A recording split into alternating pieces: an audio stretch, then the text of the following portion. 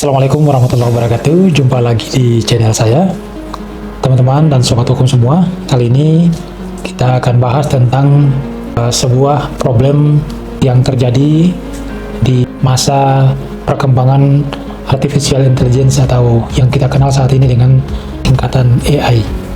Jadi kita semua tahu bahwa kecerdasan buatan atau artificial intelligence ini berkembang sangat cepat ya. Jadi AI ini sudah digunakan di berbagai bidang, mulai dari pendidikan, kesehatan, keuangan, hingga hiburan. Tapi di balik semua kemudahan itu, tentu ada satu pertanyaan besar, bagaimana hukum mengatur AI?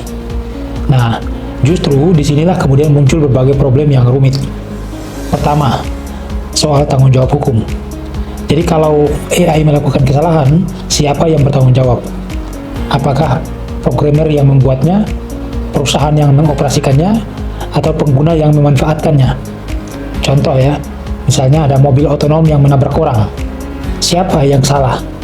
Nah, ini pertanyaannya harus dijawab. Itu problem yang pertama, soal tanggung jawab hukum. Yang kedua, perlindungan data pribadi. Jadi kalau AI ini bekerja dengan mengolah big data, termasuk data sensitif masyarakat, kalau data itu disalahgunakan, kebocoran data privasi bisa terjadi. Apakah hukum kita sudah cukup kuat untuk melindungi hak privasi warga? Itu jadi pertanyaan juga. Kemudian yang ketiga, hak cipta dan karya digital. Banyak AI bisa membuat tulisan, musik, bahkan lukisan. Pertanyaannya, siapa pemilik hak cipta dari karya itu? AI membuat AI atau orang yang memintanya? Hukum hak cipta tradisional masih kesulitan menjawab ini. Dan yang keempat, potensi penyalahgunaan AI. Jadi defek, manipulasi informasi, hingga penyebaran hoax itu semakin mudah dilakukan dengan AI. Jika digunakan untuk kejahatan, bagaimana aparat hukum bisa mengendalikan itu?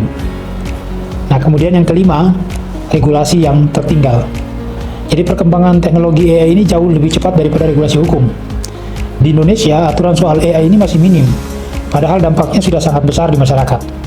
Semua problem hukum ini menunjukkan bahwa kita saat ini butuh sebuah kerangka hukum yang baru, yang adil, jelas, dan adaptif, bukan untuk menghambat inovasi, tapi agar teknologi AI ini tetap bermanfaat tanpa merugikan manusia. Karena pada hakikatnya, hukum harus mampu melindungi masyarakat di era digital. Pertanyaannya, apakah hukum Indonesia sudah siap menghadapi revolusi AI ini? Maka ini akan menjadi pertanyaan dan tantangan kita semua. Terima kasih. Sekedar masukan dari saya. Assalamualaikum warahmatullahi wabarakatuh.